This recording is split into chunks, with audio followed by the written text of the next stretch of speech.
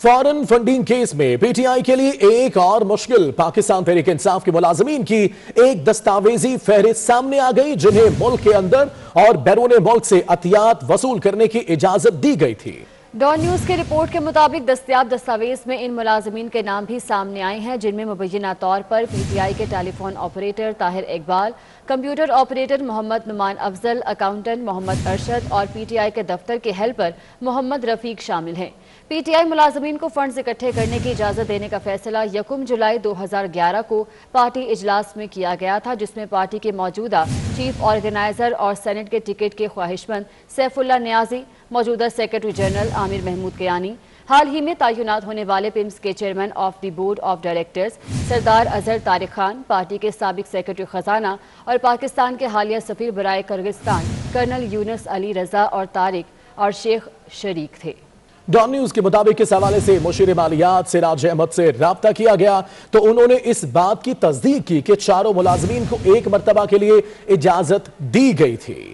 इसी पर बात करेंगे सीनियर तज्जियाकार, सीनियर सहाफी सलीम बुखारी साहब हमारे साथ हैं। नवीद चौधरी साहब ने भी हमें ज्वाइन किया है। सलीम बुखारी साहब बताएगा, जो सूरत हाल है सामने आ गई है, डॉन ने इंकशाफ कर दिया है, मुलाजमीन फंड इकट्ठा करते रहे हैं, बात की जाती है फंड्स की कि पार्टी इकट्ठा करेगी, लेकिन शौकत खानम पे लगाया जाएगा, लोगों की बहबूद पे लगाया जाएगा, और अब फंड इकट्ठा कर रही है मुलाजमीन फॉरेन फंडिंग केस में। तो ये बात तो सामने आ चुकी। पहली बात तो ये है कि जो इल्जामात इमरान खान साहब एंड कंपनी की तरफ से अपोजिशन पर लगाए जाते थे, चाहे वो पीपल्स पार्टी की क़यादत थी, चाहे पीएमएलएन की क़यादत थी, उसी नौइयत के इल्जामात जो है उनके ऊपर भी लगने शुरू हो गए हैं। और ये जो मरकीमा साहब की स्टोरी है जो डॉन में छपी है, ये उसकी एक बदतरीन मिसाल है कि मुलाजमीन के अकाउंट्स में अगर बाहर से फंडिंग आती रही है तो फिर इनके और दूसरी पार्टियों के ऊपर जो इल्जाम थे उनमें क्या फर्क है। मेरे ख्याल से ये एक्सपोजर जो है ये अभी इब्तिदा है। ये बात भी फैलेगी इसलिए कि बाहर से फंडिंग के इल्जाम तो ऑलरेडी मौजूद हैं, जिसका केस इलेक्शन कमीशन में है। और अगर उन्हीं ममालिक से जिनका तज़किरा किया जा रहा है, मरीम नवाज ने भी नाम लिए, मौलाना फजल रहमान ने भी नाम लिए, कि इसराइल और इंडिया से जो फंडिंग आई है और वो भी इसी तरीके से यानी मुलाजमीन के अकाउंट्स में जाती रही है, तो फिर तो अल्लाह ही हाफ़िज़ है। मेरे ख्याल से ये पंडोरा बॉक्स जब खुलेगा तो ये बात भी बहुत आगे तक जाएगी। अब देखना ये है कि ये जो रिपोर्ट है जिसके ऊपर ये सारी गुफ्तगू हम कर रहे हैं, ये कितनी ऑथेंटिक है। अगर तो पीटीआई ने, जैसा कि तासुर है कि उन्होंने ये तस्लीम किया है कि जी क्योंकि अबू धाबी से फंडिंग जो है या दुबई से वो किसी पार्टी के फंड में नहीं जा सकती, इसलिए इन मुलाजमीन को इजाजत दी गई थी कि ये अपने अकाउंट्स में फंडिंग मंगाए। लेकिन ये इससे फर्क नहीं पड़ता कि आप इसका क्या जवाब दे रहे हैं।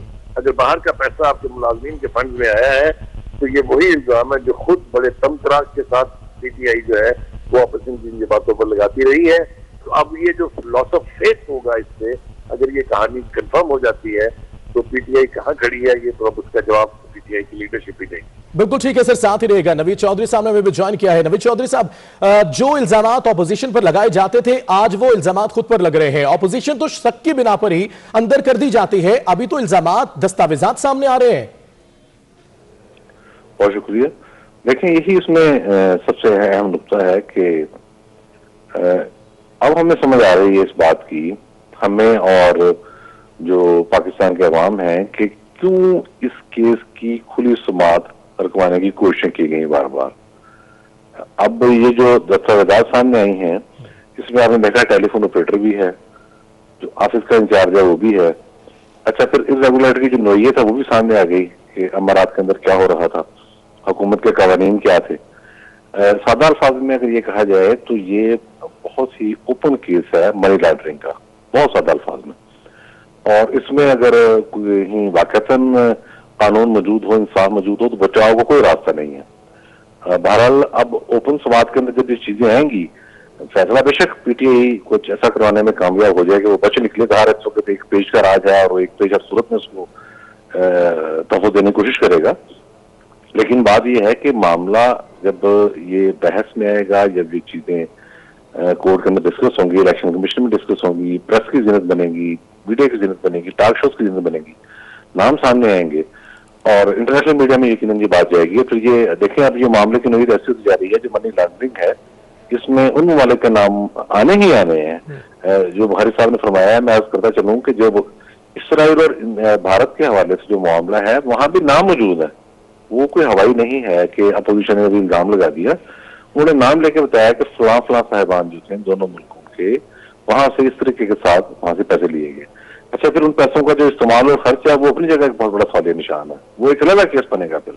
تو یہ پیسوں کا بے دریغ استعمال, منی لانڈرنگ اور پیسے غیر قانونی طریقے سے جمع کیے گئے, یہ سارے معاملات اب اوپن ہوتے جا رہے ہیں. اسی لیے یہ مخالفت کی جا رہی تھی کہ اس کی کھلی سماعت نہ کی جائے, لیکن یہ معاملہ مجھے لگتا ہے کہ بہرحال کھل کے رہے گا.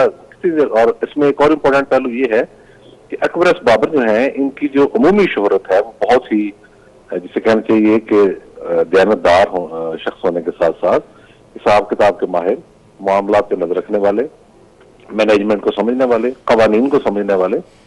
تو اس حکومت کے قوانین کیا تھے, سادہ الفاظ میں اگر یہ کہا جائے تو یہ بہت ہی اوپن کیس ہے منی لانڈرنگ کا, بہت سادہ الفاظ میں. اور اس میں اگر کہیں واقعتاً قانون موجود ہو, انصاف موجود ہو تو بچاؤ کا کوئی راستہ نہیں ہے. بہرحال اب اوپن سماعت کے اندر جب یہ چیزیں آئیں گی, فیصلہ بے شک پی ٹی آئی کچھ ایسا کروانے میں کامیاب ہو جائے کہ وہ بچے نکلے تو ہر ایک پیج کا راج ہے اور ایک پیج ہر صورت میں اس کو تحفظ دینے کی کوشش کرے گا. لیکن بات یہ ہے کہ معاملہ جب یہ بحث میں آئے گا, جب یہ چیزیں کورٹ کے اندر ڈسکس ہوں گی, الیکشن کمیشن میں ڈسکس ہوں گی, پریس کی زینت بنے گی, میڈیا کی زینت بنے گی, ٹاک شوز کی زینت بنے گی, نام سامنے آئیں گے اور انٹرنیشنل میڈیا میں یقیناً یہ بات جائے گی. پھر یہ دیکھیں اب یہ معاملے کی نوعیت ایسی ہوتی جا رہی ہے جو منی لانڈرنگ ہے, اس میں ان ممالک کے نام آنے ہی آنے ہیں جو بخاری صاحب نے فرمایا ہے. میں عرض کرتا چلوں کہ جب اسرائیل اور بھارت کے حوالے سے جو معاملہ ہے وہاں بھی نام موجود ہے. وہ کوئی ہوائی نہیں ہے کہ اپوزیشن نے ابھی الزام لگا دیا.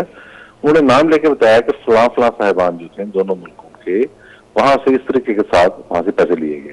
اچھا پھر ان پیسوں کا جو استعمال اور خرچ ہے وہ اپنی جگہ ایک بہت بڑا سوالیہ نشان ہے. وہ ایک علیحدہ کیس بنے گا پھر.